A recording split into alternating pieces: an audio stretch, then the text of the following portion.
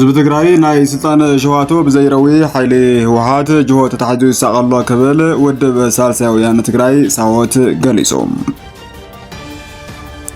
መስራቲ ሰራዊት ሓይሊ ሰላም ትግራይ ሓራ መሬት ተጋድላይ ተስፋይ ንጉስ ወድራያም በፌደራል ፖሊስ ኣብ ትሕቲ ቀይዲ ከም ዝውዓለ ተፈሊጡ። ሰላምታና ነናበ ዘለኹም ይብፃሕኹም ክቡራትን ክቡራን እዚ ሮራ ሚድያ እዩ።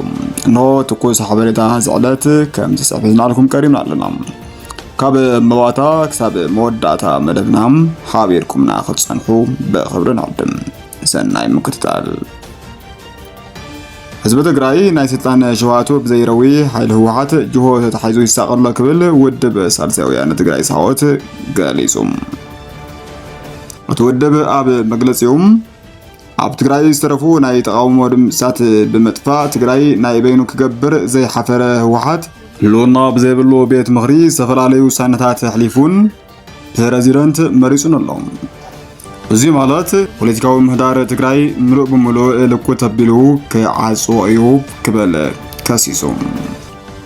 ሳልሳይ ወያነ ተቕጽል ህዝቢ ትግራይ ስልጣን ናይ መወዳእታ ሽጡ ብዝገበረን ዘይረዊ ህንፉፍ ናይ ስልጣን ሸውሃቱ ንምምላእ ብዝተግህን ሓይሊ ህወሓት ጅሆ ተታሒዙ ይሳቀሎ ድሕሪ ምባሉ እዚ ሓይሊ ንሕጋዊ ፖለቲካውን ሞራላውን መዳይ ቦታት ስልጣን ረጋጊጹ ኣብ እንግድዓ ህዝብና ተኾይጡ ኣሎ። እዚ ኸይዲ ህዝብና ዝኸዓቦ ማሕበረሰብ ዓለም ዝነፀጎን ፖለቲካ ሓይልታት ትግራይ ድማ ዝተቃወሞን ተግባርን ከይድን ዋላ እኳ እንተኾነን በኃይለ መልጢ ስልጣን ዝጨበጠ ዝሓይሊ ዝሕጋውን ዘይሞራላውን ተግባራቱ አጠናኺሩ ቀፂሉ ኣሎ። እዚ ግናይ ተግባር ብርክ ተቀርዓነትን ሓደጋታትን ትግራይ ብምግዳድ ከይዲ ጥፋት ትግራይ ዘቀላጥፍ ምዃኑ ልብ ክባሃለሉ ይግባእ ክብል ድማ ማዕድኡ ለጊስሎም። ስርዓት አልበነት እዩ በቃ ስርዓት አልበኝነት እዩ ተኺለ ንሓሚት ዝሕግዛን ክነግረካ ዓቅም ረኺባ ኣነ ንሓሚት ዝሕግዙ መስራቲ ሰራዊት ሓይሊ ሰላም ትግራይ ሓራ መሬት ተጋድላይ ተስፋይ ንጉስ ወድራያም በፌደራል ፖሊስ ኣብ ትሕቲ ቀይዲ ከም ዝውዓለ ተፈሊጡ።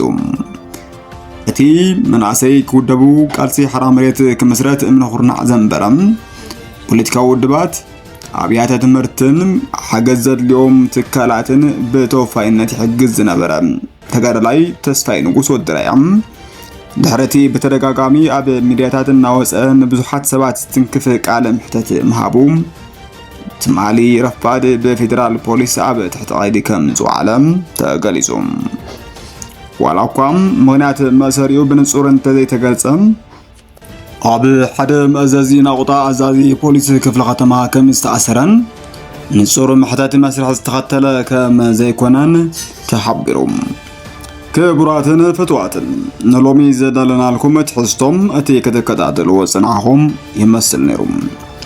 ንምክትታልኩም ካብ ልብና መስገን።